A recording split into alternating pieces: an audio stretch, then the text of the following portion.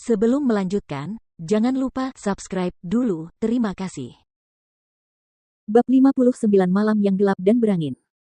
Dia mengambil sarung pedang itu untuk melihatnya lalu berkata, "Bil saja."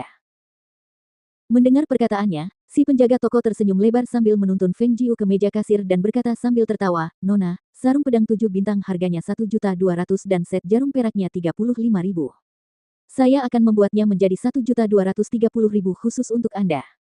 Sisa 5.000 akan saya berikan kepada nona muda dengan potongan harga, semoga Anda mau kembali ke sini lagi."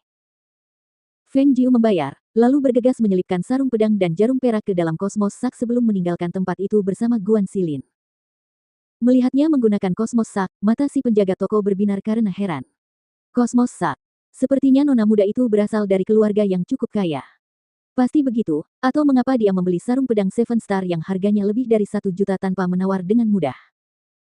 Mereka berdua membeli banyak barang di luar dan berbelanja sepanjang hari sebelum kembali. Orang yang membuntuti mereka mengikuti mereka sampai ia melihat mereka memasuki sebuah rumah kecil dengan halaman di bagian kota yang terpencil sebelum ia kembali untuk melaporkan temuannya.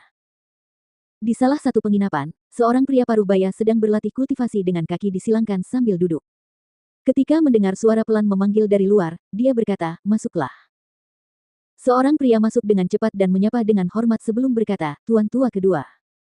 Bawahanmu telah mengikuti mereka berdua selama seharian dan akhirnya aku melihat mereka memasuki sebuah rumah kecil di bagian kota yang terpencil.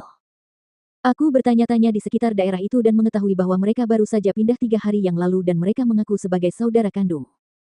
Dan di paviliun harta karun berharga hari ini, wanita berbaju merah mengeluarkan kantong kosmos milik tuan muda."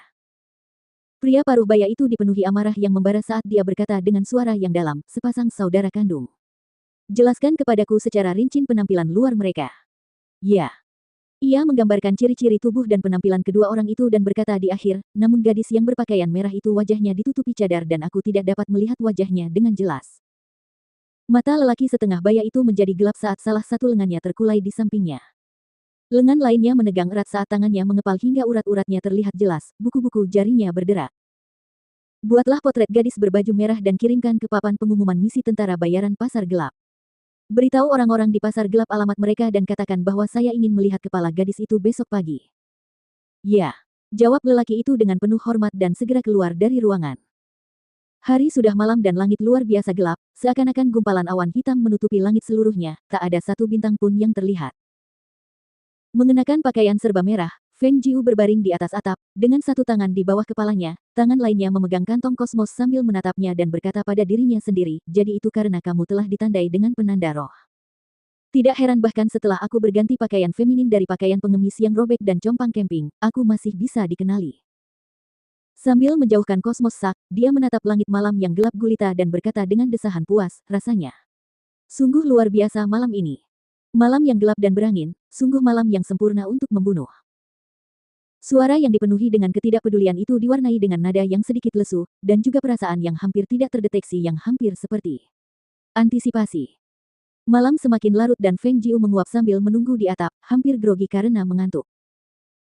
Hingga, pada paruh kedua malam, ketika bulan pucat itu nyaris mengintip dari balik awan gelap bak seorang gadis pemalu, untuk memancarkan cahaya pucatnya agar bersinar terang ke daratan. 4 sosok hitam yang memegang pedang panjang mendekat dengan cepat sambil berlari, aura pembunuh yang mengerikan terpancar dari mereka. Mereka datang dengan cepat ke pintu-pintu di luar halaman dan mereka memanggil ki mereka sambil melompat. Tepat saat mereka mendarat di dalam halaman, mereka terkejut mendengar sebuah suara.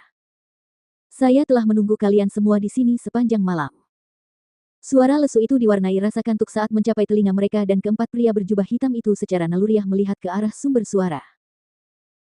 Mereka melihat di atas atap, seorang gadis berpakaian merah membalikkan tubuhnya dan duduk di sana dengan malas, pakaian merahnya berkibar tertiup angin, rambut hitam panjangnya terurai di belakang, bermandikan cahaya bulan pucat, liar dan flamboyan, sangat memikat dan sangat malas.